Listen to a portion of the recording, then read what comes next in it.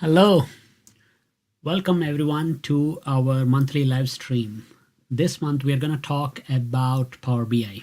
But before I get into anything, just let me know in the chat if you can hear me loud and clear.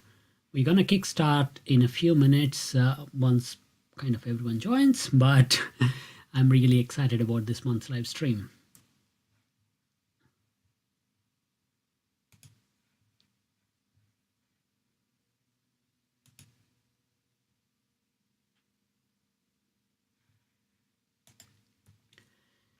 I hope the audio is clear.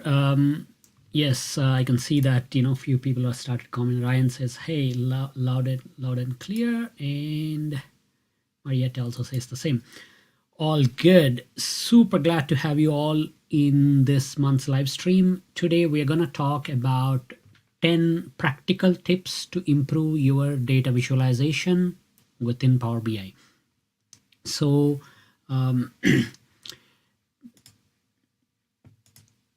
I'm going to just pop the welcome message. Welcome to Power BI Visuals Top 10 Tips session.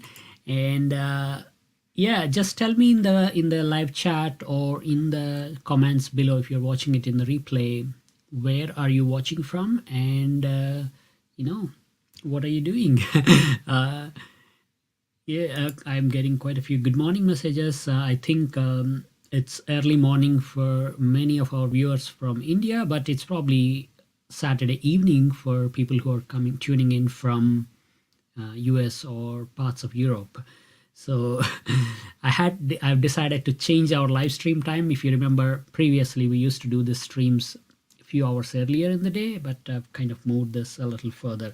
So this is probably going to be our regular time. Imtiaz is saying hello from Pakistan, and T says hello from UK, and Jagat Krishna says hello from Hyderabad, and Maylin Lee says hi from Canada. It's evening here. And FunTube says driving Texas. So we got people from like all over the world. Ryan says South Carolina, USA, and Raghuvamshi is probably from Rajasthan. Yeah, and we got a couple of viewers from Europe as well. I think it's probably a little bit midnight there, but I really appreciate your dedication. Islam says Egypt. Thank you so much for the heart. And 007 rocks. Good afternoon from China. Singapore as well. Nikhat says hi from Singapore. So good to have you all. It's such a fun experience doing the live streams.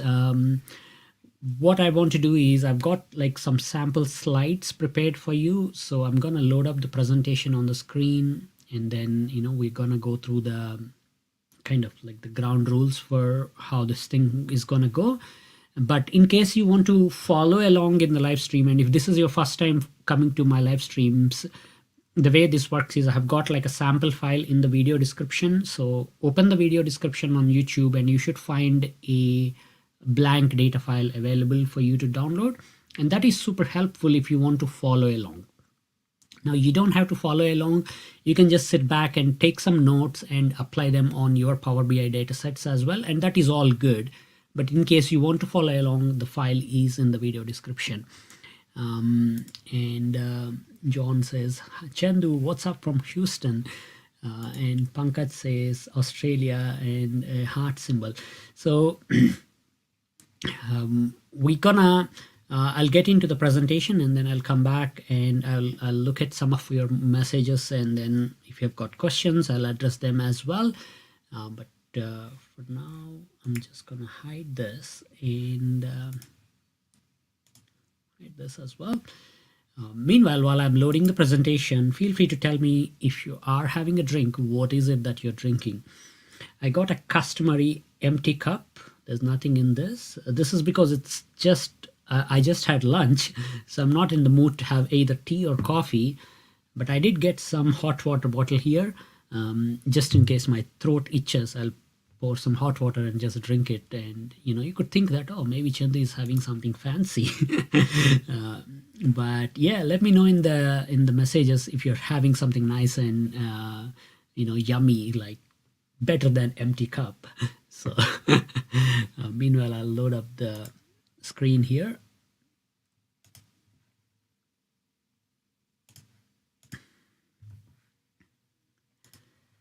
So the topic for today is improve your visuals 10 Power BI tips. So this is basically practical tips that can be applied to many visuals, not just the ones that I'm showcasing. So I hope you find these ideas relevant and applicable on an ongoing basis. And this is for people who are kind of familiar with Power BI. So I'm not gonna kind of go through the basics of how to set up the model or any of that. In the blank file that I provided, I have already kind of built the model, built the measures and everything. Just the visuals are not there. So we're not going to go through some of the other concepts of Power BI, like how to calculate things and all of that. I assume all of those are already familiar to you, and we are going to just talk about visualization and how to work with that.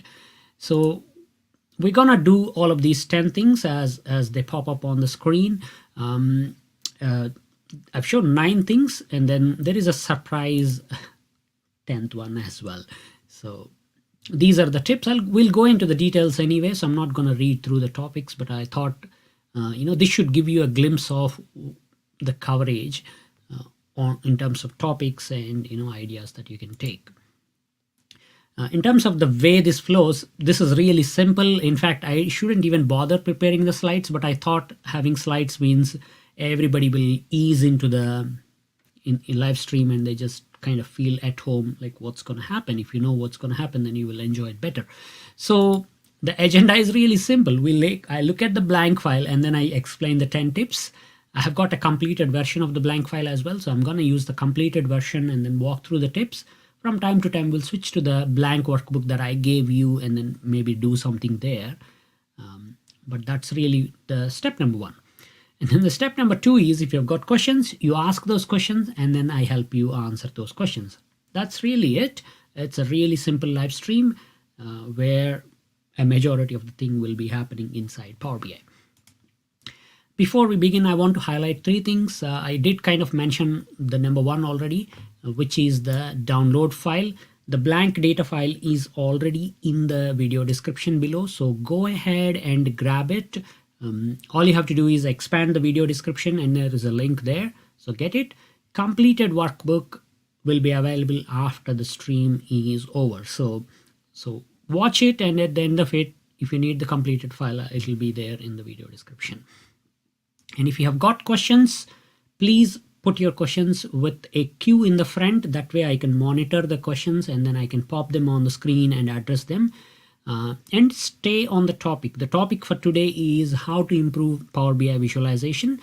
So please ask questions from that topic. If you ask questions that are not related to that, like, how do I become a business analyst, or how do I improve my DAX skills, I'll probably not gonna help you with that because they are not on the topic. And if you have already asked a question, please do not repeat. I am the only one who is doing the live stream as well as reading the chat. So there's no one else who is helping me in this process. So if you constantly repeat, I'll have to knock you out of the stream and put you into timeout. And feel free to support if you want to do that using the super chat or super sticker options that are there. It's really simple. On the YouTube, you have got in the live chat, you've got a dollar button. You can just set it up, put the amount and type a message if you want, and share it. It's also a great way if you want to ask a question and get it highlighted. But again, this is not necessary at all to enjoy the live stream or be a part of this experience. All right, so that brings us to the mandatory dad joke before we get into the actual thing. What does the total sales measure say to sales date? Well, even if you have a guess, it's not likely that you can say it out loud, but it will not appear. I cannot hear it because it's like a one-way live stream anyway. Let's go to the bar and enjoy. What does the sales date reply? I'll say, you're not my type. Get it? You're not my type as in same data type. Anyhow, this is really how my dad jokes are. We will get into Power BI now. This is the blank file. I'm just going to switch over to the chat to see what's going on there. And then just, catch up with some of the messages that I might have missed. Innovative ideas is having beer, I suppose, or maybe 2 glasses of beer, whatever it is. Have fun. Cheers. And Sushil Taker says, good morning, it's Sunday. Hey, good morning, Sushil. It's Sunday as well. And Nick A. Hafiz says, Nick from Malaysia plus Singapore just had chai plus ginger. That is awesome. I'll probably have a chai once I finish this. And Mark says, hi, Chandoo from Minnesota, USA. Hi, Mark. And SK says, I'm new. Where do you live, Chandoo? Oh, well, I live in Wellington, New Zealand. Yeah, it's kind of like a very good day today for winter. It's winter time now in Southern Hemisphere. And but it is nice and sunny outside. In fact, I was tempted to keep the windows open, the curtains open, so there's natural light. But I figured, it'll fluctuate and the face might kind of change colors during the stream, so I closed them. But it is a really nice day out there today.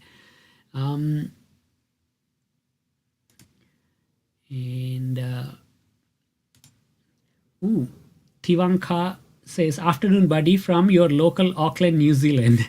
Oh, it's good to have some people from New Zealand join as well. Nice to see you here, Tivanka. And Technical Call says, first time here. Welcome to the live stream Technical Call.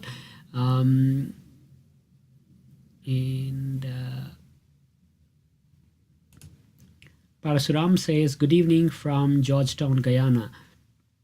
And yeah, so we got people from all over, some regular, some new people. This is because I changed the live stream timing. So now I can see quite a few people from Australia, Singapore, and Malaysia who would probably have missed all the previous live streams because I would do them very early New Zealand time, which means it's midnight in many of the other parts that are there. All right, so let's get into Power BI here. This is the blank file that I have provided. As a quick reminder, you can download this file using the video description. So refer to the video description, the file link is there, and get it if you want. This is helpful if you want to follow along. If you don't want to follow along and you just want me to kind of explain this, then you can just sit and watch. Okay, let's hide this, let's hide that. And then we will come back. I'll come and look at your questions. If you have got questions, do put them with a queue so that I can spot them. And now let's get into our presentation, which is 10 Power BI tips to make better visuals. So I'll briefly explain about the data model, what do we have here, and then that'll help you kind of understand what data we are working with. We will use the same data for all the 10 examples. So once you know it, you don't have to pay too much attention. But like I mentioned earlier, you can apply these ideas for your work. It's not specific to this data model or these things. Whatever I'm showing is universal. So here, it's really a very simple data model. There is only one file, one table. It is the staff table, some made up employee data that has information. So if I go to the table view, you can see that this is the employee table. This is the data for our fictional company, Awesome Chocolates, and these are the columns that I have. I'm gonna do a little bit of zooming here so you can kind of see. We got employee ID, name, gender, department, age, the date on which the employee joined, how much salary we pay, their picture, and the manager's name, and then a few other columns. Maybe I think that's it. Oh yeah, that's and then tenure of the employee that I've calculated through Power Query. So that's really it. In terms of the measures, I have calculated few measures here. For example, there is average salary, average tenure, head count, and then female percentage, cumulative head count, etc. I'll explain some of these measures when we use them in the chart briefly so that you can understand that. I want to give a shout out to Sivakumar Palaniswamy for a super sticker. Sivakumar also says thanks for your help. Thank you so much, Sivakumar, for your super sticker and your love and support to the channel. So let's go through the 10 tips. So I'll explain 1 or 2 tips and then I'll come and see what questions you have. Feel free to put your questions here in the chat so that we can kind of talk about the topic that I'm discussing. Before even we get into any of the 10 tips, I want to highlight the tip number 0, which is not part of the original lineup anyway, is whenever you are making a visual or a report or some visuals, always think from the user perspective. User as in whoever is going to read the report. Just try to think from their dimension and their situation and then build things. Many times if you're creating for yourself, it doesn't really matter how it is or whether it is pretty or not. It doesn't really matter. You can just make it and then you can kind of understand because you're making for yourself. But with Power BI, chances are you're not creating stuff for yourself. You're creating stuff for somebody else a majority of the time. So you always want to put their needs up front and start the whole journey from that direction. That means you need to be asking questions like, hey, what information do you want to see? How do you want to see? Why do you want to see? What are the motivations for you to need this information? And really understand and get into their mind so that you have a better clarity on what is it that you need to prepare. Because if you ignore what your users or your audience wants, it doesn't matter how pretty or how amazing your visuals is or how powerful or complex your DAX is. All of that is useless. Okay, so you will need to think about your users and then prepare. Sometimes the users themselves may not know exactly what is needed, but at least if you are aware that they don't really know what they want, then you can create something. But even if you don't even know what they want, then most of the time what will happen is we'll end up making stuff that just stays there, nobody looks at it, and it just doesn't matter. So that is really the tip number 0. Before we get into any of the 10 tips, always start from the end point and then work backwards.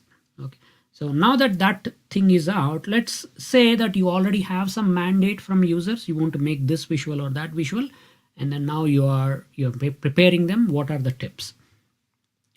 The first one is highlight the important stuff. So this is a visual that shows headcount by year and month, how many people joined our organization on each of those months. So as you can see, each year month, we have added these many people. All the columns take the same color, and while it is all right, you can also debate that doesn't really tell anything. So if possible, maybe bring a little bit of highlighting. So for example, here what I did is I highlighted any columns or any months where we have brought more than 5 people. So any months where we hired 5 or more people are now highlighted. And that is one way of highlighting. You can do the highlighting in any number of ways, but whatever may be the criteria you want to highlight. Because for example, if I'm making this visual, one of the reasons why I would make this is I might have a HR manager who tell me, we want to see how many people we are bringing in every month. Now, when they say it, that is the information that they are asking for. But as a good data analyst, it is your job to ask them, why do you want to see this? And then they can come back and then say, I just want to know what trend we are following, or which months we are bringing in more people or less people, or how efficient our hiring processes is.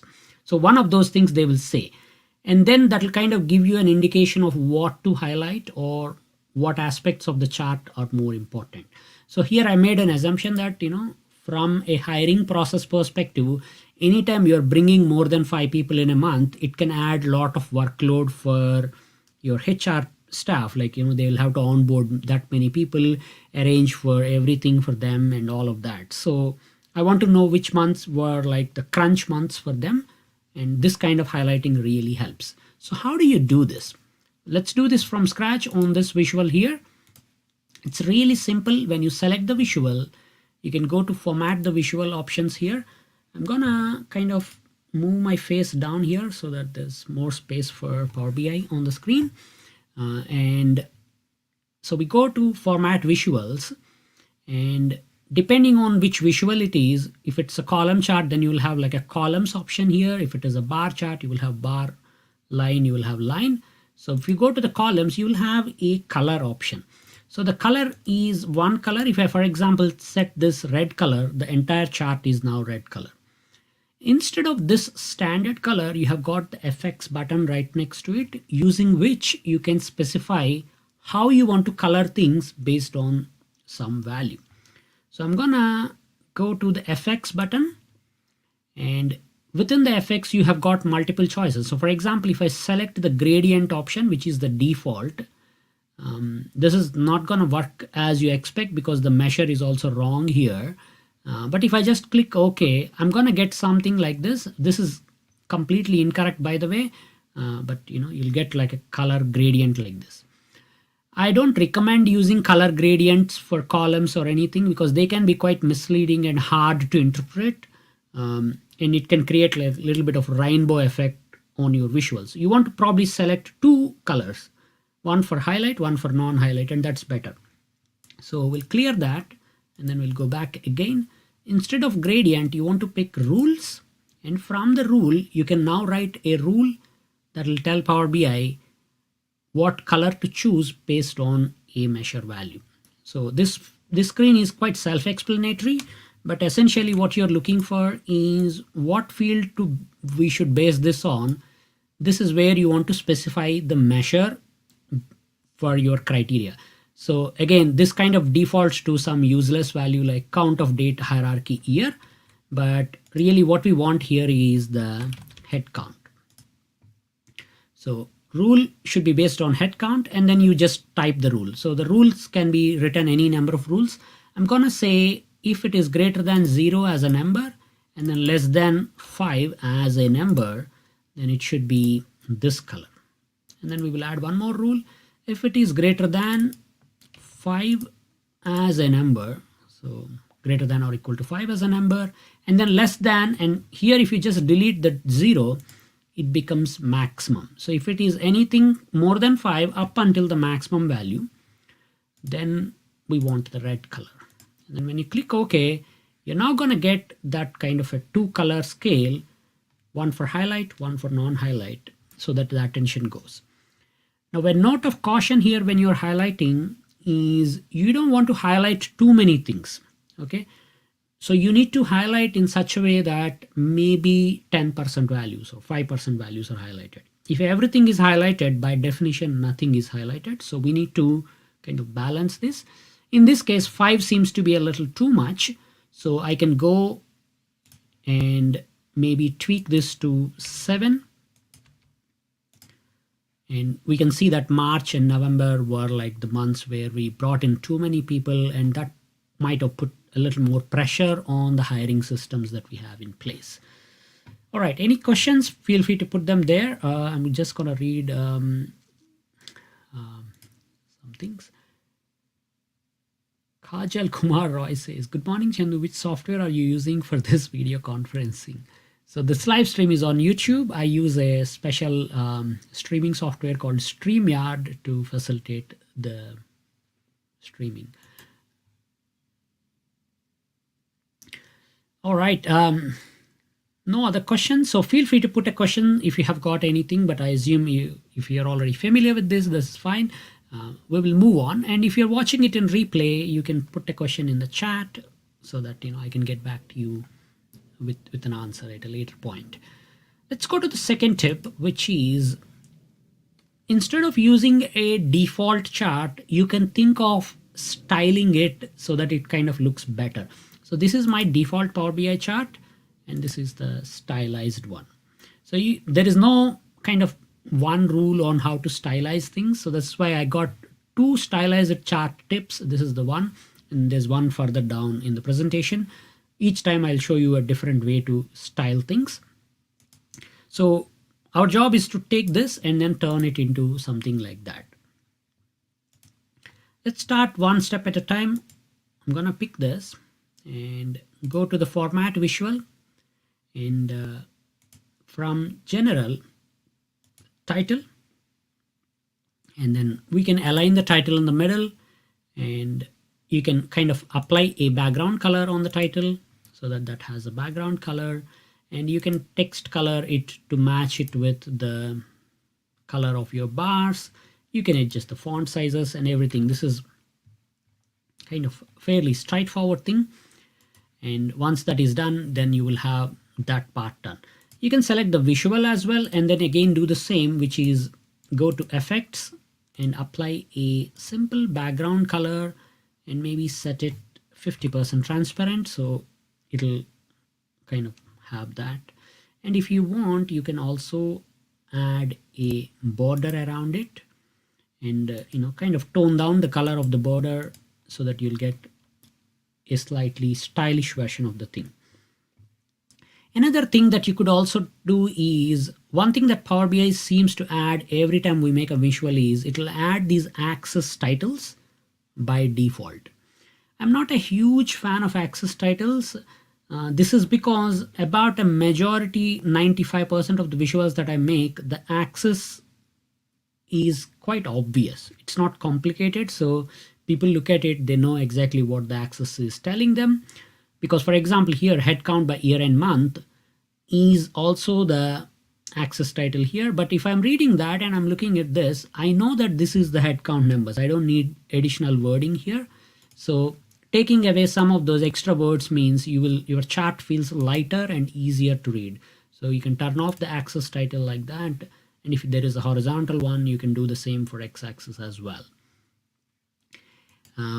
And another thing that I noticed, this is something probably new, or maybe it has been around for a while and only now I bumped into it, is you see these buttons have their own background colors and colors, whereas here the buttons are blended in. So if you want, you can also blend these buttons with the rest of the background. I just have to find it where that is.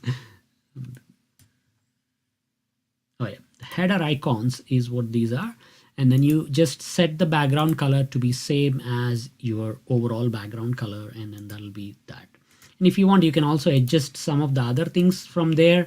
I haven't bothered with that. For example, you can change the border or the icon color itself, like you can make them green if you want, but it doesn't really matter because it's pretty hard to tell them if they are in a different color anyway.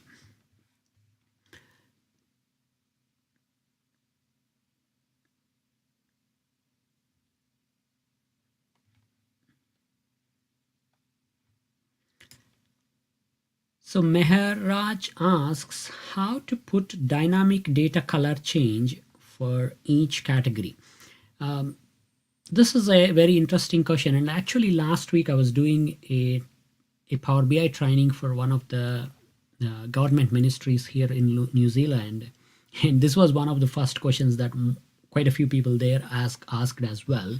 So I'm going to quickly show you how that side of things works, because I think many times when people jump into Power BI and then start making things, sometimes we don't pay attention to various things that are available and then come up with some more convoluted or complicated answers or options than what is needed.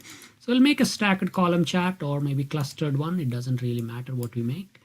And I'm gonna pick my department onto x-axis. And if I put headcount onto y, I'll get number of people by department like this. This is fairly straightforward. Now, if I want to see by gender, like each gender as a separate color, all you have to do is take the gender and put it into legend. Whatever you put into legend, it'll get different colors. So you have got female, male, and other three genders there. And then this is how the distribution looks like. So for example, procurement has quite a few more male employees than the female employees, but in other places it seems kind of balanced, except in HR again, I've got 4:1 ratio going on, female and male. So that's That's the normal behavior within Power BI. Anything you put into legend will take its own color, variations of that. So if you put gender there, each gender gets its own color. If I move gender to this, department here, no, let's just do it like, take the department here and then put the gender on x-axis, then each department gets its own color, and then that kind of repeats. And if you want, you can kind of attach conditional formatting rules at that level as well. But normally, because the colors are already there, if I try to now do highlighting here, so 5 colors, and with highlighting it'll become 10 different colors, and that point it's going to look like clutter. So you would need to come up with a better way to represent such data. Okay, so going back, so this is our stylizer chart, where with a little bit of simple effort we can take an ordinary default visual in Power BI and then turn it into something a little better. Let's go to the third tip, which is dynamic titles. So here I have got a chart that tells me headcount by year and month. If you kind of pay close attention, it's the same chart all the way through. So that's the default title. But a better option would be, if you want to kind of give a message, you should just put that message out there, not leave it for your audience to discover. There is a popular saying that a picture is worth 1,000 words. So if you think of your visuals, each visual is a picture. So we can think of our visuals as each visual is telling 1,000 words. Or in more simple words, we can think of each visual telling one story. Now imagine you're telling a story and there is no punchline, or there is no kind of point to the story. It's like rambling going on. Then nobody would be interested in that story. It's like, what is the point? Like, what are you trying to say here? So when you are making a visual, again, you should ask yourself, is there a point to this? Like, what is it that we're trying to convey here? And then accordingly, you should write your messages. So for example, if I'm trying to show just the general pattern of what is happening, maybe adding a title like "We hired 52 people this year" would really help, because it kind of tells you what happened that year. But how do we make this? If I type it, then that kind of defeats the purpose, because everything is interactive and dynamic in Power BI. So if I, for example, now this is my overall picture. If I add a slicer on something like gender, and then I pick female, my title now tells we hired 24 people this year, because we narrowed down to female. So this is a better one, because it's kind of automatically fixing what is happening. So how to do this? To do this, it's really simple. All you have to do is first write a measure that will return the sentence. So here in the file that I gave you, I have already written those measures. Chart title 1 is the measure. I'll just expand this. So chart title 1 is the sentence which begins with double quotes, "We hired space, ampersand, headcount, ampersand, and then people this year." That's really it. So what this chart title 1 will look like is, if I put this in a card, you can kind of see this. It'll be "We hired 100 people this year." You might be thinking it says 100, whereas these things are saying 52. What's going on? This is because these visuals have a visual level filter that restricts the data to 2021. So if I had the card and then apply the same filtering on the card as well, I'm gonna quickly take the year and then put that here, and then it will say we hired 52 people this year as well. So this card is telling you what that measure returns. Now once that is there, you just select your visual, and then you go to format settings, general, title, and then where the title is kind of physically typed in, you can see that there is a FX button right next to it. So this FX button is similar to the colors FX button that we did for column, but it lets you customize the chart title. So for some of these kind of things, what the options are only limited to field value. Okay, so here the field value you cannot change, it always has to be field value, and what field should we base this on is the measure that you have generated. So chart title 1 will go here. So it's a simple matter of searching for chart title 1 and then setting it there, and then it will simply say we hired 52 people this year. So this will be calculated as per the context of this chart, but not including the access context. So it will basically just limit the data that is exposed to the chart, calculate the measure, and then print it there. So this is how you can generate a dynamic title. The title is fully dynamic, so if there is some other additional filtering or cross filtering happening, all of those will be catered to automatically, and then you will get a better title. You can use this approach to make titles, tell stories, ask questions, or make the whole experience so much more powerful and relatable to your audience. All right, let's see.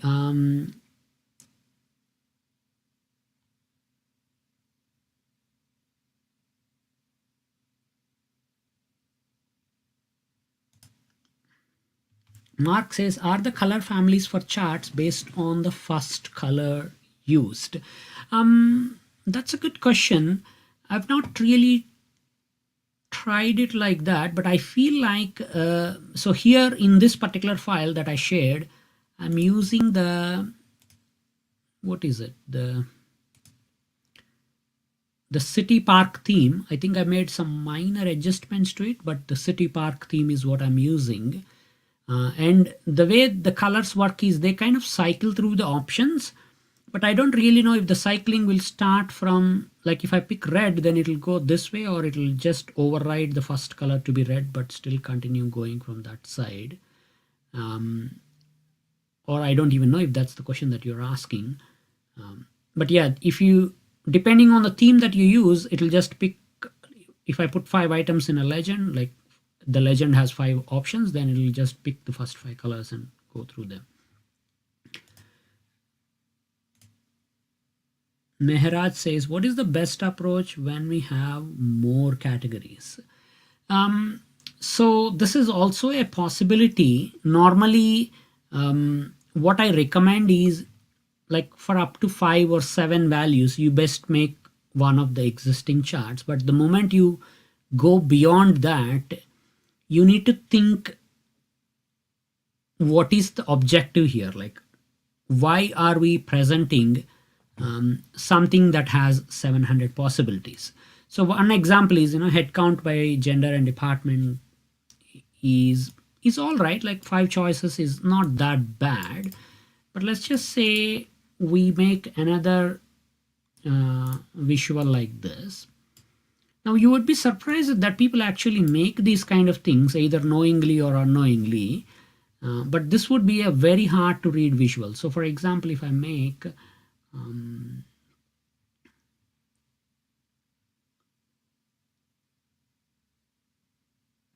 just going to take salary and put on y-axis, and then take employee ID and put on legend. So basically this is how much each employee is getting paid in one stacked chart. Now it has literally 100 bars because we have got 100 employees, one on top of another. And this is like, it's giving no information at all. At this point, you might be tempted to try some of the other things, but almost any visual you pick, like in a tree map, it looks pretty, but again, what's the point? Like, what is it that we are trying to tell here, and how we are helping anybody with this visual? So if you are forced to make visuals that need to tell full detail, then the easiest choice is to make them natural where the details are supposed to be. So natural formats for such detailing are tables. If I put it in a table, this is kind of expected that if I see this, if I see a table, I'm expecting detail. So this is a natural place for it. And with a little bit of other techniques that you can add on table, we'll come to that in one of the tips anyway. Like, you can apply a little bit of conditional formatting, so that you can illustrate the information that these are the highly paid people and these are the lowly paid people and all of that. So yeah, that's the choice. I mean, sometimes you might have like a client or a manager who insists that they want to see such a weird looking chart. But if you don't have anybody like that, then you should make a better choice of either using tables or go back and question the assumptions, like why are we making this, why can't we do something else, or what is the need for having such too much detail in the report, like what are we trying to find here. So yeah, so that's dynamic titles, and that brings us to the next one, which is, this is kind of along the lines of what we just discussed. If we have got a headcount graph like this where I'm showing by department and by manager, consider using a small multiple. Small multiples are excellent for presenting data and then exposing the patterns when they are there, but it is very hard to see if everything is in this kind of a view. So I mean, this is kind of like a slightly poor example of small multiple because of the way the page spacing is working. But if I were to Control C, paste it here, you can see that it does work very well if I can size it and place it appropriately. So here I have got 5 managers: Carla, Cynthia, Fred, Ian, and Ram. And these are the 5 departments, and this is how many people are there reporting to them under each department. And you can kind of quickly see the patterns and then see that, oh, Carla has quite a few procurement people going on, Fred has quite a few website people, Cynthia has too many finance people, and all of that patterns are visible to you because of the way this is set up. Whereas if I am looking just at this visual, we'll focus into this. It is the same data, but this visual makes it super hard for us to come up to some of those conclusions. I mean, you can kind of spot that, Fred, because of the yellow color, is quite dominant in some places, and maybe the green color because it's the baseline we can see. But it does take quite a bit more effort to find those insights ourselves, whereas the small multiple makes it quite obvious. So how to make the small multiple? This is again really simple. It's like low hanging fruit. All you have to do is make your visual, the regular visual that you want to make. So either this or that, whatever it is. And then you can put your department onto x-axis, headcount on y-axis. We'll first make the regular visual, so manager onto legend, and we get this. To get this into small multiple format, take the manager and move it to the small multiples area on the screen. Whatever field you put here, it's gonna split the graph by that field into different graphs, but all of them share the same axis scaling. So 10 here is 10 there.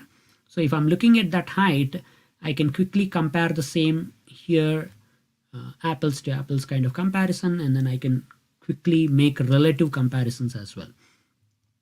The default grid would be 2 by 2. So this is like 2 columns and then any number of rows. So this is how it looks, but you can customize all of that as well. You can select the visual, go to format and small multiples grid. And from here, you can specify how many rows and columns you want. So I'm gonna just say, I want it in single column, and then it'll give you this kind of a thing. And if you kind of make it 5, the scroll bar will go away because there's 5 managers. And then you can again apply the same idea, which is take away the axis titles, do the heading better, and apply styles and all of that. And all of that together means you now have a compact and powerful visual that tells the story. And you can tweak every little aspect of it. Like you can take the horizontal separator here, adjust its color so it's not so prominent, and all of that. Small multiples is something new that they have added few months ago, so it's not completely new, but many people may not even realize. This is because sometimes when Power BI introduces new options, they just go and sit in a corner of the screen like this. So there is no announcement. I mean, like the blog did announce it, but it's not really obvious. Like, sometimes this is easy to miss. Like, so when you put the field here, then you realize that this is what it does, but otherwise it doesn't really advertise itself. So that's small multiples. Again, highly recommended that you try them out, see how they can improve your reports or help people comprehend your data better. Mark sends in a super sticker, and then thanks for your explanation, and then a kiwi fruit emoji. Thank you, Mark.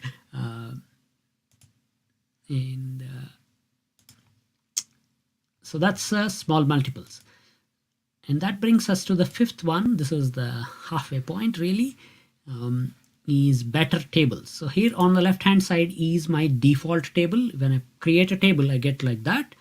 But you don't have to put up with them. You can actually apply some very simple but clever formatting tricks on Power BI tables so that they tell better stories. So on the right hand side is my better table. We are going to turn this to that. I'll show all the steps so that you can kind of understand what is it that we can do. So we'll copy this, we'll put it in a blank page here and then place it there. Normally when we have the tables, by default they get added a total row, and again you may want to leave it there, you may not want to leave it there, but usually when I use tables, I use them in conjunction with some other information, and that some other information kind of really tells what's happening in the total anyway, so we don't need the totals because it would be redundant. So first step that I try to do on my tables is select the table, go and format totals, and then turn off the totals. So the totals are gone. So once the totals are gone, next thing is we want to make sure that the table is giving the information, but it doesn't feel like a dense piece of thing. Because anytime something looks busy, our tendency as human beings is that we try to avoid it, because I mean, some people enjoy that busyness, but most of us are instinctively not encouraged to look at it if it is too busy. We'll try to look on some other things on the screen. So if the table is providing valuable information, how do I make it more welcoming? There are some simple tricks. Again, you can go to visual. Again, you don't have to remember all of this. You can use the search bar here to search for things. But if you go to the grid and then options, you've got row padding here. What row padding does is it gives a little bit more breathing room between the rows. So for example, if I put it 10, you can see that each row has 10 extra pixels on top and bottom added, so that there is a little, it doesn't feel as busy as it was before. Now 10 feels a little bit brutal because we have got lots of data, and now a scroll bar comes in, which is another level of busyness. So we'll have to toy with different things, maybe 4 or 5, maybe 3 is like a happy medium. So that's another technique that you can use to create a little bit of breathing room in your tables. Once there is a little bit of space, then it makes it easy. Our eyes naturally find it, oh, it's not that busy. Okay. The next thing that you could also do is you can kind of change the way the header and the body itself looks. Again, a lot of this depends on your personal style or your corporate styles or reporting policies that you have in place. So there may not be much wiggle room, but I'll show you some simple techniques. So I'm going to go to column headers and change the background color to something strong like that, and then change the font to the bold variation so that we get a different header. And another thing that you can try is, for example, manager, department, headcount are fine. Average salary, average tenure, because the words are so long, takes up so much more column width. If you try to shrink this, it might actually word wrap, and that will create a little bit of not so pleasant looking thing. So one way that you can fix this problem is you can leave your measures, average salary and average tenure are measures. You can leave them as they are, but on the table when they get displayed, you can rename them. To rename, in the columns area here, You have got all the fields. So for example, I want to rename this and these. To do this, it's a simple job. All you have to do is double click on that, and then that will highlight the word there. This is not going to rename your measure. The measure will still be average salary, but it will just rename this for the visual. So here I'm just going to say average salary. So now it's a little bit compact, and average tenure. Here is one more trick. You don't have to just change the words. For example, to head count, I don't want to say head count. I just want to print an emoji of people. So to print an emoji, you can delete the whole thing. Hold down Windows key and the dot key together. Dot or the period key on your computer keyboard. So Windows and dot key together. That opens up the emoji keypad as you see here. And from here, you can pick the emoji that you want. So I'm gonna go into the people thing, and it's a little tricky to find these things because there's just somewhere here. And I'll just pick a picture where a man and woman are there. This is kind of like the family icon, but we're just going to use it for indicating that the number of people in the organization. And that will be the icon here on the table. This way you can kind of take some ideas and connote them with either emoji or some symbols or whatever else. So this will make the whole thing a little better. You can adjust the alignment and all of that. So that's some tricks on the table: breathing room, header formatting, changing the titles. Now comes the advanced tricks. Well, not so advanced, but you can kind of see where this all is going. Let's say I want to see this information in such a way that right now this is sorted by manager. If I sort by average salary, then it's kind of jumbling all the other data to show me what my top earners, average salary by the department. I don't want to do either. What I want to do is for each manager, I want to see the information in the descending order of their salary or something like that. So this is where you sort on manager first, and then hold the shift key and click on average salary. So now you have sorted the table in two ways. So all the Carla salaries, all the Cynthia salaries, all the Fred salaries, all the Ian salaries, all the Ram salaries come like that. So when you're sorting the table, you can hold down shift to apply sort on multiple columns to create a different view of information. All of this is good, but it does still feel a little bit unwelcoming. Maybe if we make it a little bit more visual, then it'll help. One simple trick that you could do is maybe take the column, for example, average salary is important column, and then I can apply conditional formatting on that. To do this, you just click on that little V icon, conditional formatting, and then select data bar, background color, or font color. I'm not a big fan of the font color based formats. They tend to look a little bit clumsy and hard to interpret, but data bars definitely yes. So we're gonna pick that, and just let's try with this, the initial one. So we're gonna get the data bars like this. They're looking fabulous and everything is good, but there is one issue with the readability, which is the bars kind of go and overlap the data. So when I'm seeing the bar and the number there, sometimes it is hard for me to read what the numbers are. So this is where the next trick comes in, which is I can go to conditional formatting, data bar. Instead of leaving the defaults, I can set the minimum and maximum to custom values. So the value minimum is 0 because these are bars, and maximum we can kind of eyeball. The salaries are going average level up to 96,000, and I don't want the 96,000 or any of these big numbers go and sit on my numbers. So I'm just gonna put a number around 180,000. So now the bars go to the left of the numbers. So you just take the maximum value and then double it and then put it there. And that, using that trick, you can see the bars, you can see the numbers, and everything looks good and everything works together in a nice way. So that is some tricks or ideas on how you can take your regular tables and then turn them into better tables by applying the spacing techniques, sorting, conditional formats, and colors and all of that. Here I have also changed the colors, and I've used some other icons, but pretty much the same thing. Okay, let's see if there is any other questions. Otherwise, I'll continue our.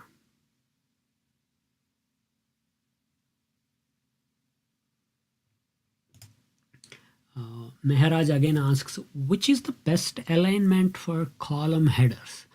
There's no such thing as best alignment. It all depends on the context of what you're doing. And unfortunately, this is the reality with Power BI, that it's probably not the precision fine-tuned engine to work with if you want to build some really amazing visuals. Okay, it might come as a little bit of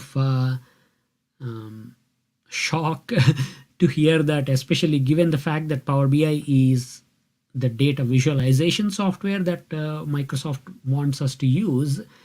It seems like it is designed in a way where there is not many customizations available. Like, if I'm making this table in Excel, I could take it to a truly world-class level with pixel perfect things at all levels. Or if I'm making this in R or Python or Tableau, we could do all of that. But on the other hand, Power BI seems to be kind of lacking, and in the last 5 years, it has evolved quite a bit, but at the same time, it is also not really up to the scratch when it comes to giving us the choices that we really want. So I'm just hoping for a future where that's not the case anymore. But up until that time, I'm just gonna not bother about things that cannot be truly customized. There are other ways in which you can do this if you really want to make something that is exactly as per the things that you want. For example, you could use R visual or a Python visual, or you could create some custom visuals that can do this for you. But the default ones that are coming up with Power BI, they are kind of a little all over the place in terms of the options and customizations.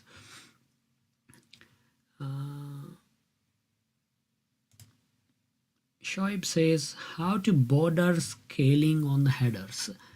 So the header border, this one, isn't it? So it looks dark color here, whereas in this it doesn't have that. So I think if we go to grid border and then change this color to match the header color, that will take away that. And if you want, you can kind of change it to a dark color and then make it like that, so to create a different kind of thing. So yeah, some options are there, and you can change this behavior as well, like if you want for column headers, values, or total section, like that.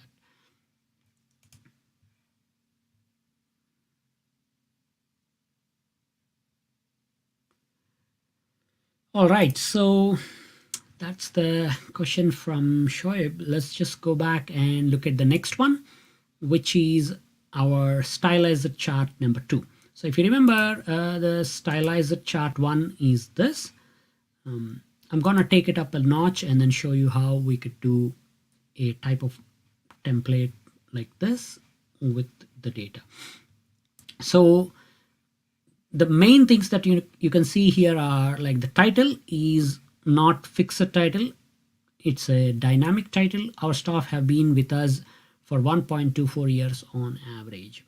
So this is showing the tenure, and this is basically giving the punchline here itself as a story. So there are some cosmetic like main concept changes, and to create this kind of a thing, you can do it in a couple of ways. If you use the built-in chart title, like here, so this is the measure that I have generated to calculate that. Our staff have been with us, and then format the average into 0.00 format and on years on average.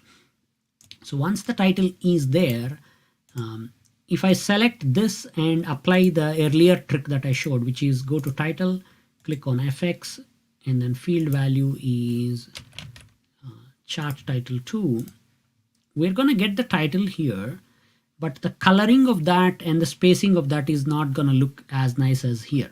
Because if I go here to my title and then set the background color to this, and then the text color to that, you see that there is no way for me to adjust the spacing there. It kind of just stays and then the chart immediately begins. What I wanted was a little bit more room on the top and bottom so that it doesn't feel like touching each other, because anytime things are touching each other on the visuals, they look busy. Your whole idea of when you're presenting things is you want to make them pleasant rather than, it feels like everything is crammed into tight space, because that creates a sense of urgency or unnecessary busyness in your designs. So this option, while it is good, it doesn't really work very well if you want to go a little bit extra. So the technique that I used here is I altogether removed the title. There's no title.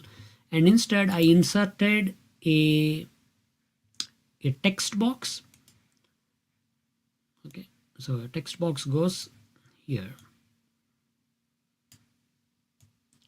And then again, this is something that has been around for a while, but not many people realize these things because Power BI is evolving every month and something new appears all the time. So there's a lot of fatigue that comes with it. People stop paying attention to things. So here in this text box, if you type stuff, this is all good. And most of us would have done it like this. Our staff have been with us for 1.24 years. But instead of typing things, what you could also do is there is a plus value option here. So if you just say plus value and then type the chart title 2, which is the measure that you have calculated, save, it will basically feed the measure output here as a value in the text box. But because it's a text box, it can be formatted. I can just change this, select the thing and then apply. It's a little clumsy because sometimes it doesn't really highlight, and then we can apply that and then that'll be there. Likewise, you can select this and you can apply effects, background color on it, and because it's a text box, even if I size this, I'll get the extra room that I want at the bottom or top. So this is the approach that I use it for that little bit. The next thing that I have done is, of course, I removed the axis titles and taken away the axis itself, the grid lines, and then added the labels so that there is no additional clutter on the visual. And then for this line, it's basically a line shape. So you can insert, and then you can add a line. So I added a line and then I kind of colored the line in the same way and then I placed it right next to it. So that when you apply all of these things together and then bring them together, you'll get like a nice polished visual rather than the bland default visual that you have on the left hand side. So again, these things take a little bit more effort, so it's not straightforward, whereas this thing is 2 clicks and done, whereas this will take probably 5 more minutes extra. But this will go a long way when you're trying to impress a client or come up with a presentation that will just let people really understand what is going on and take better decisions. Then going that extra mile is always helpful. And Mehraj says blank button we can also add instead of adding text box. Yeah, that's a good idea as well. I've been using text box mainly because they are a little straightforward to work with, but yeah, either one is good. And that asks a completely unrelated question. What is the secret of your long, thick hair? I don't really know. I think I just got lucky because I think I told this story a while ago. Back in college days, Joe, my wife, we went to the same college together and we were kind of like, yeah, college sweethearts really. So when we were in college and when we were together at that time, she now tells me that, I always thought by the time we get married and we have kids, you would turn bald. But that never happened. All this hair is still there. So I don't know. I think I just, yeah, maybe working in Excel is secret.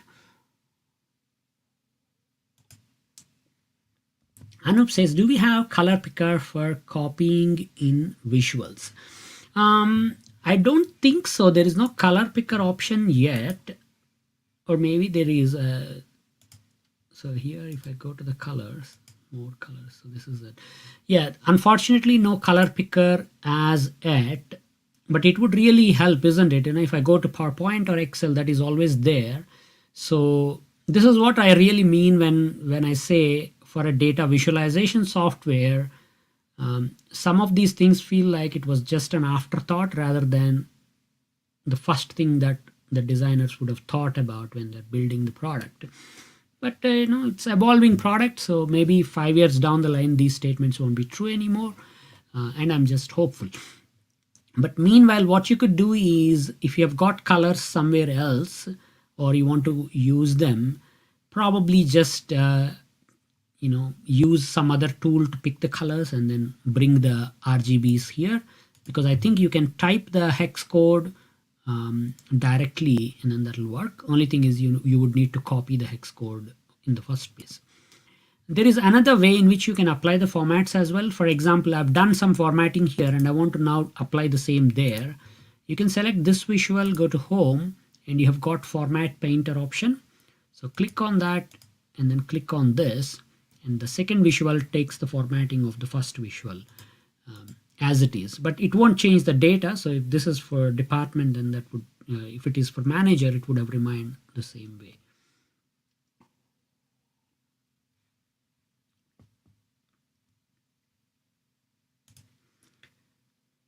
Shoaib says, sir, can we count conditional formatting if you're applying by switch if on any visual, like running total percentage, but the problem is running total measure is not in my actual raw context.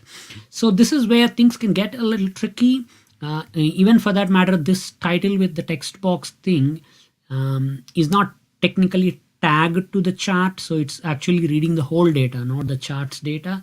So these things have some limitations with the way the DAX and the evaluation context really works. It all depends on what you're trying to do and what else is going on the screen. So there is no one answer. You would just have to test it out and then kind of start working backwards.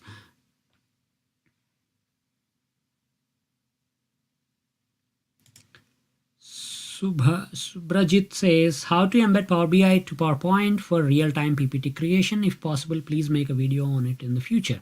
So this is something that they have added apparently. I have not played with this yet, that you can embed Power BI reports into PowerPoint now. So yeah, I'll probably make a video on it once I get to play with that particular feature.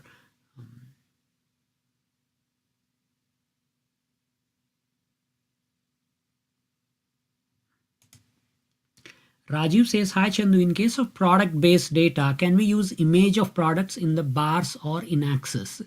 That is a good question. Again, I feel like I don't think they will work. For example, here I do have some data that is having pictures. So picture of employee is there.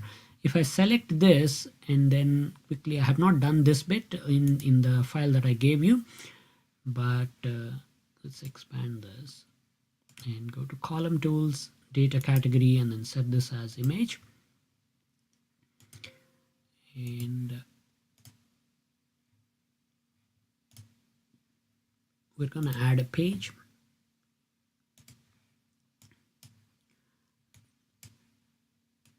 This is going to look cluttered, so I'm just going to set up the necessary stuff here. Department, and then we'll limit to HR, which has only 5 people. And then we can take the picture on this picture goes on to Access, and and then let's just put something like salary on y-axis. So here you see that the picture comes up as the URL itself, not the actual picture. But if I turn this into a table, you will see the employee picture come up here. So the picture attribute, I think, is only by default integrated with just the table visual, not with other places. The other place where it works is multi-line card. Here again you will see the pictures. So if you want to see them on the axis, like here, the product logos or whatever, you may need to use either a custom visual or create one using a little bit of script in R or Python or something like that. At least that is what I know. If someone else knows something that I don't know, please let me know in the comments so that I can also learn that. All right, let's move on to our 7th tip, which is interactions. So here is a really simple report. It kind of there's not much mystery here. We have already seen all these measures and everything. And when you create reports like this, normally most business reports would have kind of like a overview detail paradigm going on. So here on this page, we can see that something funny is going on. So this is my overview of the business, like what is happening at an employee level. We have got 100 people, 76,000 average salary, 1.2 years tenure, 47% female staff, and then some details going on, like how many people by department, how much by manager, what's happening at an employee level. Well, this is good. Because the way Power BI works is everything is interactive. If I click on website, what this will do is it will show me for website people which managers they're reporting to here. This interaction is good. It shows the website staff itself here by their salaries and tenures and everything, which is also good. But then it updates these things, right? It says website 31 people, 79 average, 1.35, 51.6. You might say this kind of interaction is not necessary. It's actually probably not needed because we would want to keep this locked to the overall picture, and then interactions go only on to the right hand side, not to the left, to the back. Because when we read things and when we interact, we are not by default looking all over the place. We try to look at things downstream rather than upstream. Okay, so it's natural that when I click on this, I would expect these things to change, but not the things that I have already read, because then it creates for much more complex and confusing readout of the page. So one way to control these interactions is, this is really simple, and again, like an easy picking, you can apply them in any situation, is select the visual that shouldn't be interacting with the other ones. So this visual, and then go to the format options on the visual, and then you have got edit interactions button. So click on that. And what this will do is it will add some extra buttons on all the other visuals. So for example, here we can see that these buttons will show up for all the visuals. In fact, the interactions kind of go on to text boxes as well. So that's why these buttons show up on the title text box as well. So there are basically 3 kinds of interactions in Power BI. The interaction number 1 is filter. This is the filter interaction. The second interaction is highlight. It looks like this icon. And then the third interaction is this, no interaction. It looks like a stop button. So when you select a visual, some visuals like card visuals will always filter, but other visuals like column charts would always have a highlight option as well. So they will default to highlight. So that's the interactions. And what you want to do is, for this visual, I don't want any interactions happening here. So because we already picked this, we need to turn off by setting this to none. And then the color will change. The stop sign will now look like it's completed. So at this point, what happens is if I pick on procurement, these values do not change. Only the subsequent values here will change. And this makes for a better reading experience, because once people read this, they don't have to go back and read them again, which means they can go sequentially and understand and make decisions better. Of course, you can debate that, and if you want that kind of thing to happen, then no need to edit. But if you feel like there is no value in this interaction, you can turn it off. Again, you may want to repeat that for this visual as well. Select this and then again turn off, select the table, turn off the interactions. I'm not going to do all those steps, but those are also possible choices.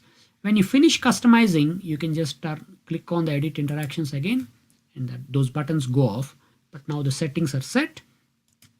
So if I click on finance, I'll see these numbers not change. They will still change if I pick on Carla, because we have not turned off this, the interaction between this and this side.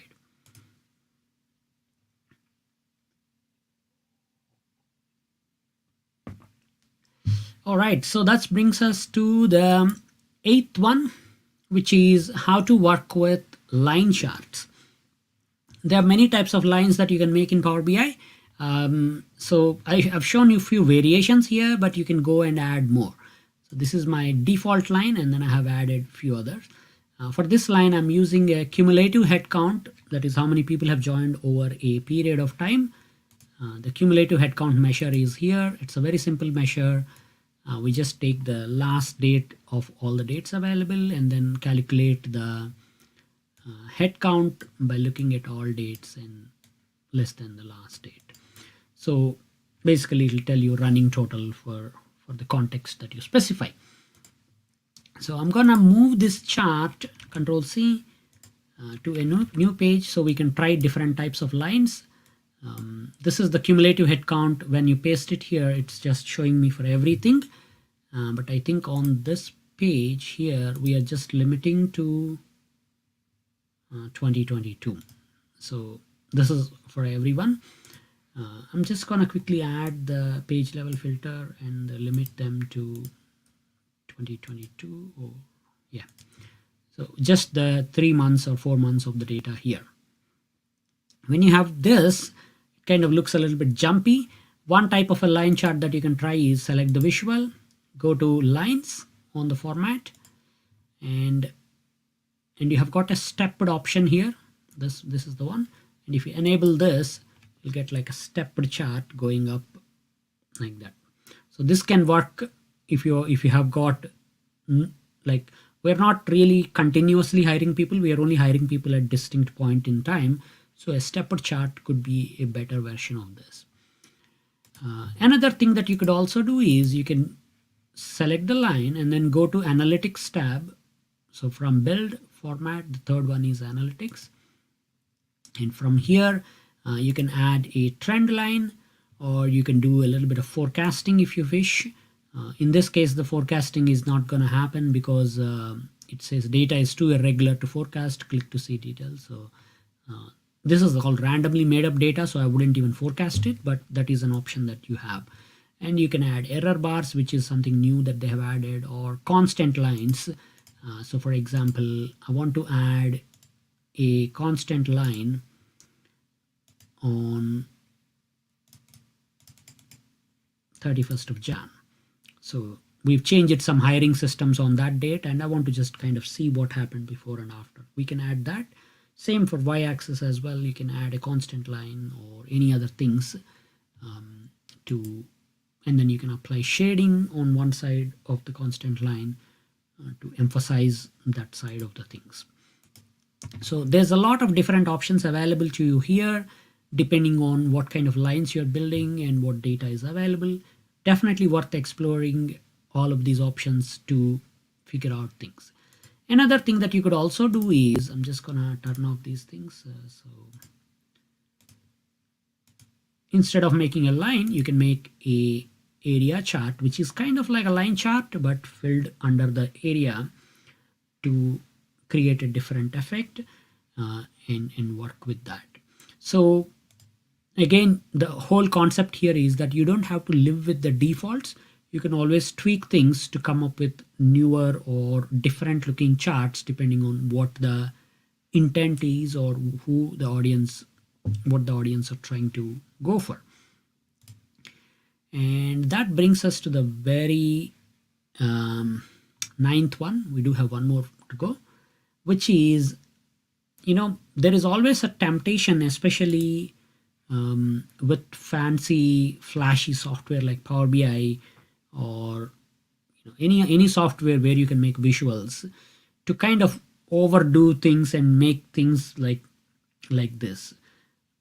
And you see these kind of reports or dashboards all the time.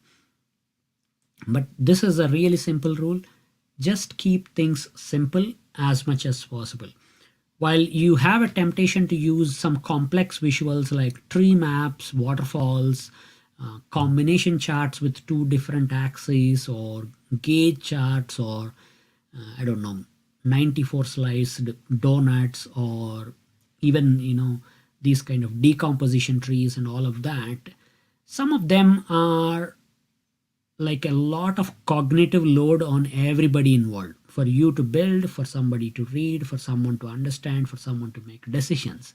So when things are simple, then you can make better decisions, you can understand what is going on and move on. So this is where, while the visualizations panel has a lot of candies there, I want you to avoid the temptation of just putting your finger into the candy bowl and taking a lot and trying to sprinkle all of them onto your plate or your presentation. Instead, just stick to the simple ones.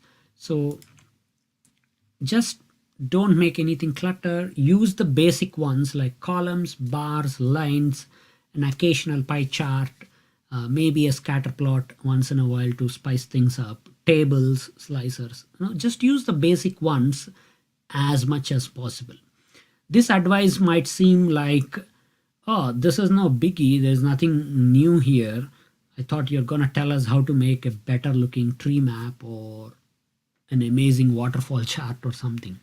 But the reality is, while those charts are all there, they're not going to help you or your audience a lot if the messaging is not coming out. Imagine, I don't know how many of you have seen, but if you take one of the mind-bending movies like Interstellar or Inception or something like that, while they are enjoyable to watch, they're also a lot of work to watch, right? You have to follow the thing. If you just miss for like 5 minutes, you would have missed an important plot point that will come back and haunt you later, and you will be like all confused. So if you create complex reports like this, where there is a lot going on and no clear messaging or no clear ideas, then it's not going to help anyone. You will spend a lot of time doing it, and your audience are going to spend a lot of time understanding it.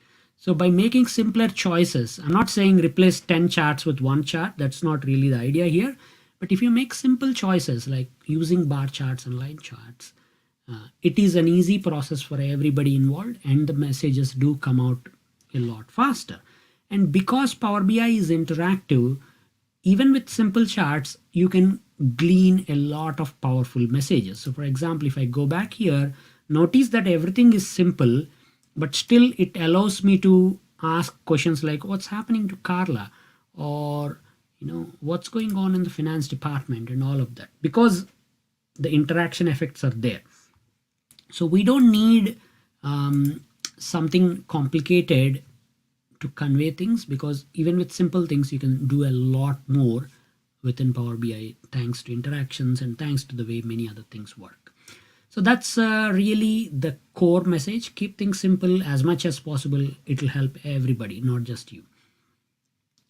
And that brings us to the very last one. Before I do that, I want to just see some questions.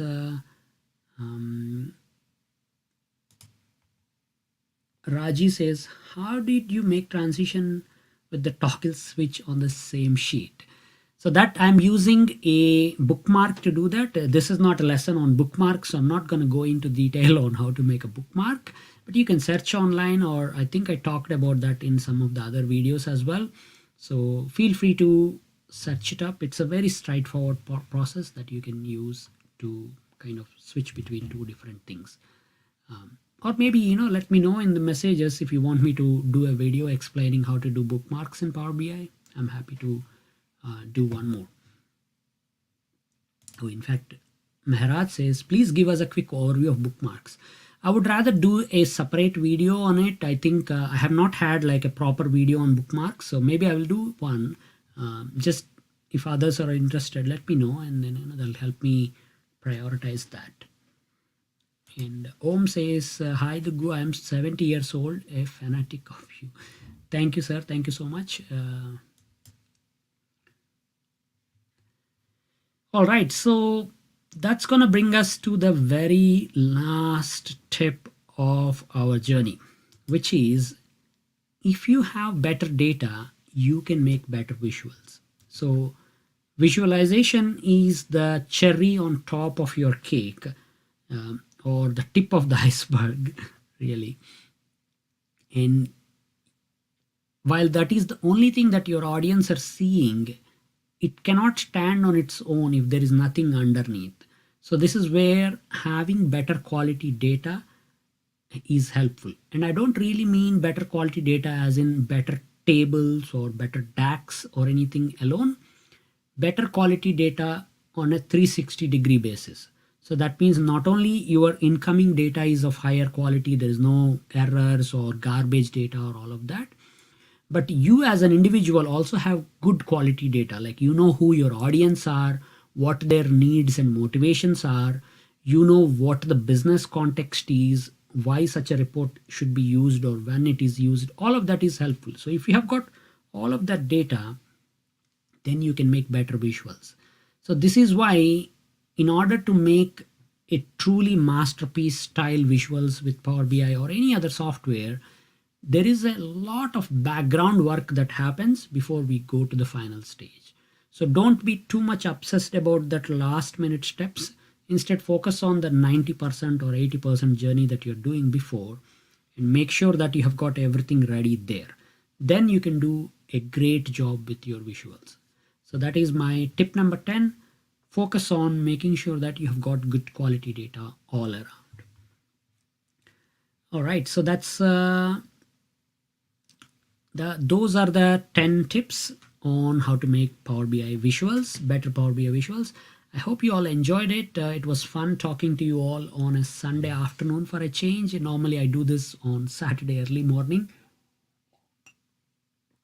but I feel like this timing is so much better because I don't have to wake up early. I mean, I do wake up early, but I don't have to wake up early and then put on a show.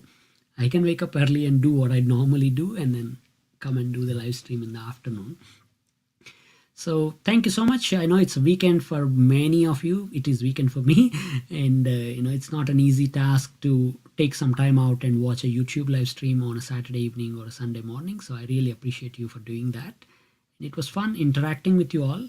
I'm going to just look at some of the questions and comments, and then if there's nothing else, then we could wrap up. So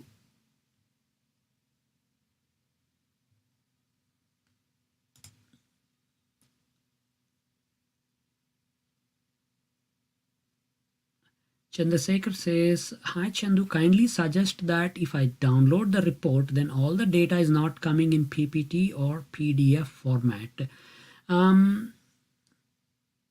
I'm not really sure what you mean. Maybe care to elaborate there? Shashank says, hi, just want to know how to relate gas price or temperature to sales rate. You would need to grab the data for those things, probably on a daily basis, or I don't know what frequency you are trying to do this. So you will need to get the data from like a public source or an API where you can get that information, and then based on that you would kind of correlate things or see if there is some pattern going on. Prashant says, thanks for giving so advanced and quality videos of every topics on your channel. Thank you so much, Prashant. It's my pleasure. And Deepak says, where will I get this file? So the blank file is already there. The blank file has all the, if you go to any page, you will see that there is an X marked visual. So the X mark visual is already there. The tick mark one is what I'm building in this. So the blank file is already there. And when the stream is finished, I'm just gonna save as this file, and then I'll upload that and put a link there in the video description. feel free to come back after some time or tomorrow and then download the file there.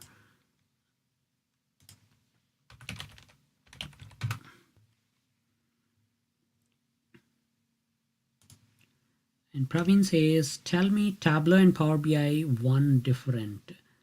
They're both data visualization softwares, but the approach to the way things are done is slightly different. But at the end of the day, they are both used for making charts and reports. So I don't really know what you're expecting. Mark says, thanks again. It's good to have you, Mark. Thank you so much for joining. And Ramin says, thank you so much, Chandoo. You're amazing. You are also amazing, Ramin. Thank you so much. And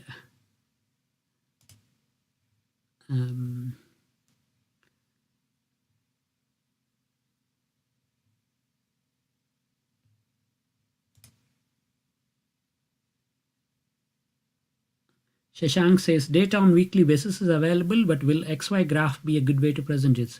That would be the starting point. I would make an XY graph, and then I will kind of try to see if there is any other ways to work on it. So for example, we'll try something silly here. It's not going to be quite meaningful, but I want to see if there is any relationship or any pattern going on with our tenure and our average salaries.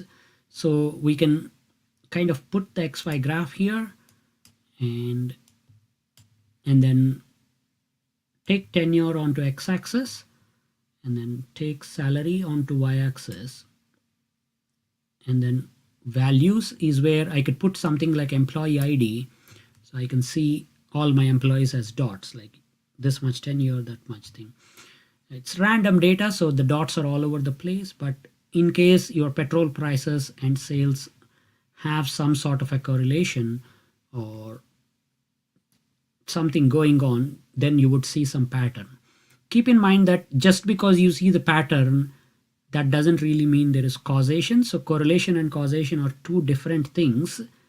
Correlation simply means there is something correlating these two, that's all. Whereas causation means, so does it mean we'll have more sales if the petrol prices drop? Who knows? Maybe that's not the real contributor. It could be just a coincidence. So you would need to be very careful when you're trying to make these kind of things. You will have to build models to actually kind of evaluate what's really happening and then test them out before you confidently say yeah or no. So it goes a lot beyond what I'm just explaining here.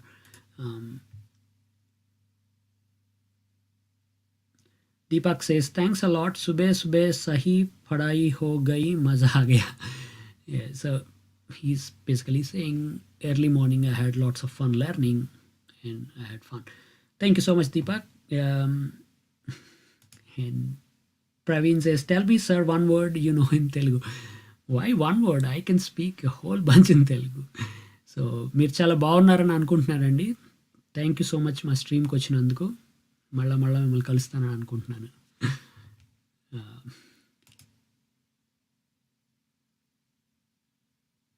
Shivakumar says, I need to leave. Thank you. I'll catch up later. Praveen says, you're from Andhra or TS. I am originally from Andhra. My mom lives in Hyderabad, so I guess I'm everywhere. JC says, thanks for sharing your knowledge and expertise. Greetings from Mexico. Thank you, JC. Thank you so much for coming, and I hope to see you again somewhere else on maybe another live stream. So those of you who are still watching, I want to remind you that I do a live stream last Sunday of every month. So I used to do it on last Friday. Now I'm doing it on last Sunday of every month. So last Sunday of every month, around the same time as now, we meet for an hour or two, discuss something technical like this, and I share the files, talk about this, take up your questions, and we have fun. So feel free to come back again next month for something fun or interesting. If you have got any topic suggestions for the live stream, either share them here or put them in the comments or email me if you've got a suggestion. so that I could use them up when I'm planning my live stream topics for the next months. Chandrasekhar says, suppose I have top expectations data for different customers, but at the time of download, only 1 to 10 data is coming. Is there more to that question? Feel free to post that. Can you please explain paginated report? If already covered, share as link. I have not talked about paginated reports. And to be honest, I never had to use them, but that's also because my Power BI usage is a little bit more specific than broader like many others. I would probably recommend watching a video or two from Guy in a Cube channel. They have got quite a few videos on all topics of Power BI, and I would normally go to their channel if I'm trying to figure out something like this. But yeah, as I understand what paginated reports are, they're kind of like detailed reports. So in a way like this, but a lot more detail, like individual transaction stuff or something like that, where there could be multiple pages and you just want to show that, or maybe something else. So yeah, probably watch a video from Guy in a Cube. That'll give you a better idea than what I could do, because I never used them. Ashwin says Tableau versus Power BI, what should one learn? Why? I don't know. I mean, I use Power BI. I have learned Tableau very briefly for like a few times, almost 10 years ago, or maybe even longer than that. But now I use Power BI. So purely like my personal interest would be learn Power BI, because I sell Power BI courses, I make Power BI videos. So if you learn Power BI, you would consume that and I'll be happy. But if I'm objective and if I'm trying to be neutral, what I say is it all depends on what you're doing. So if you're joining an organization and they're using Tableau, then just learn it and use it. There is no loyalty points for either of these software. Like, if you work in Power BI for 6 years, you'll get like something, nothing like that. So, and it's not an either or choice either. You can learn Power BI now, and then 2 months later, you can learn Tableau. So it's not like your brain has just enough memory to keep only one of these two informations. You can learn both. So yeah, if I am in a hurry, I would probably pick the software that is more relevant or applicable in the immediate future. But if the future is wide open, I don't really know what to do, I would just probably pick Power BI right now, simply because of the way things are. Power BI has much deeper and wider applications than Tableau. Again, I could be totally wrong, and people who are hardcore Tableau lovers, they might come with pitchforks and fight with me. But I just feel like in the technology landscape, it looks like for someone completely new and they have no preference, Power BI would probably give you more opportunities as of now. Could be wrong 5 years down the line.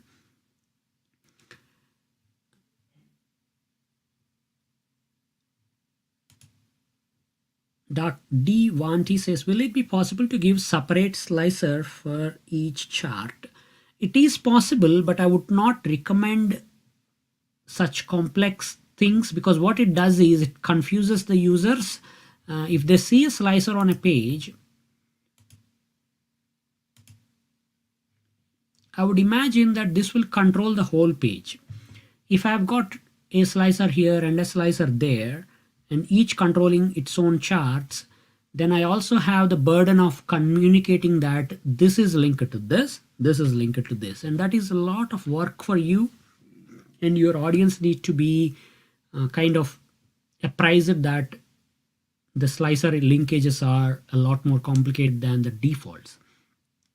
So a better option is, if you want that kind of a thing, simply use visual level filters on this visual. So you can set different filters at each visual.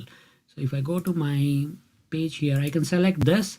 I can set this to be just female employees. I can select this, and I can set this to be people making more than 100K and have it like that.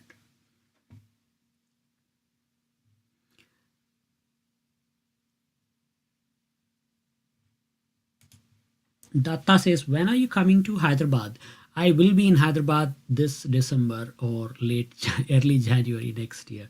We've already booked our tickets for India trip, so I'll be there. And I'm hoping, when I'm in Hyderabad, we could kind of do a small meetup or something, just so that I could catch up with some of our regulars who are watching the channel from that part of India. And personally, thank you for all the love and support that you show. Um,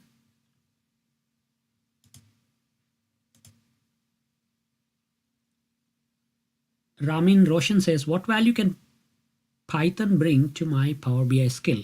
Um, Quite a lot, really. I mean, it all depends on what you're doing. Normally, I wouldn't use any Python code within my Power BI, but there will be times where using a programmatic solution like Python or R would simplify greatly what you're trying to do. So one classic example, this was a while ago, so I'll show you here on my website. And I think I have got a video on the channel as well.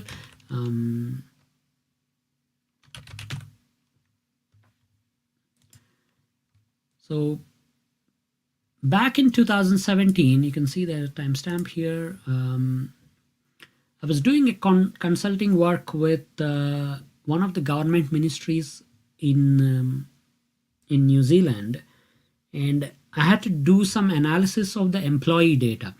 So while the analysis is done, because there's a lot of data, whatever visuals I make, they're all looking kind of ugly in Power BI.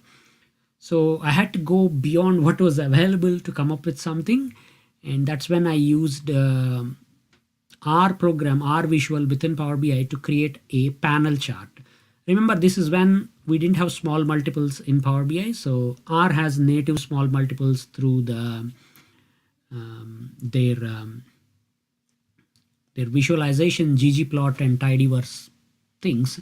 So I used that, and there's a little bit of code, and there's a small YouTube video as well that explains the process. They're still interactive and everything, but it gives you better insights than the normal ones.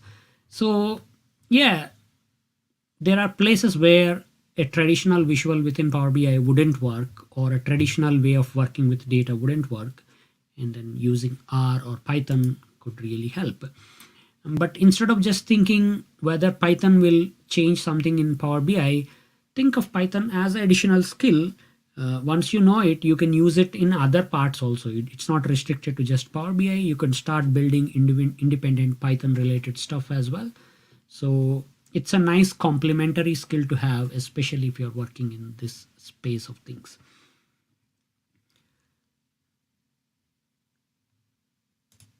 Yes, so Tron says paginated reports are designed for printing and maintain a page layout.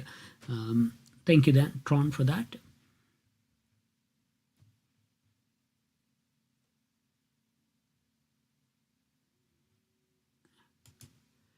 Chandrasekhar comes back and then says, all my tables data is not coming at the time of downloading. That would probably depend on a lot of things, Chandrasekhar, and it's very hard to give like one generic answer why that could happen. I would probably start seeing if the page is having some sort of restrictions, or based on the user access, how this is, because it's a programmatic access that you're doing, they might be blocking, or they might not load all the values.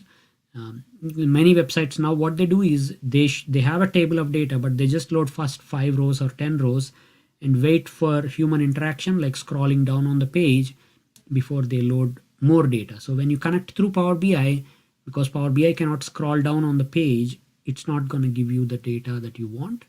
You may want to use some other automation like Power Automate or something to do that, but that's not really my thing, so I can't give you any more details.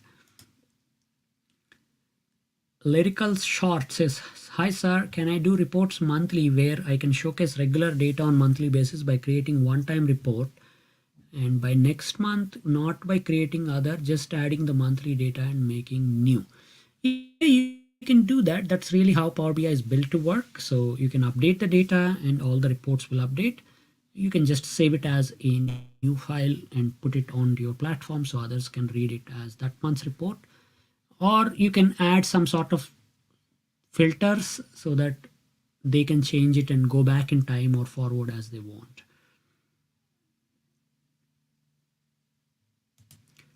JC says, in my opinion, Tableau has more elegant and friendly visualizations and Power BI has more power for data manipulation.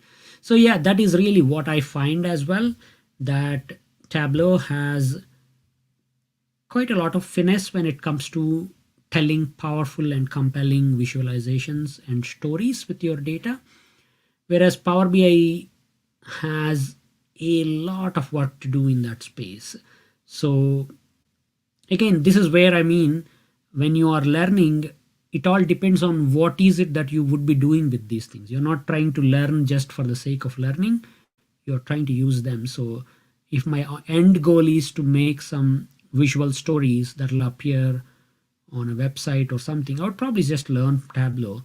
But if my end goal is something else, I might go and learn things.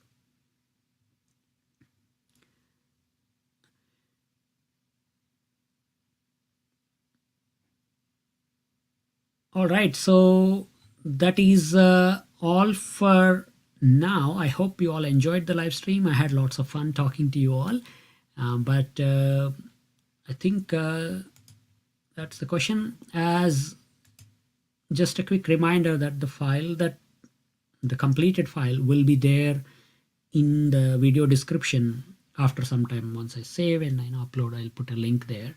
So feel free to grab that and enjoy the full file as well. But if you have kind of watched all the way through, you already know how to turn your file to this. But if you need a little bit of help, that file will also be there. So that's all. Thank you, and I'll catch you all again next month with another live stream. Or as always, there will be videos on the channel every week, usually on Tuesdays, and sometimes on Thursdays as well. So I'll keep seeing you in one place or another. Thank you all. Bye-bye.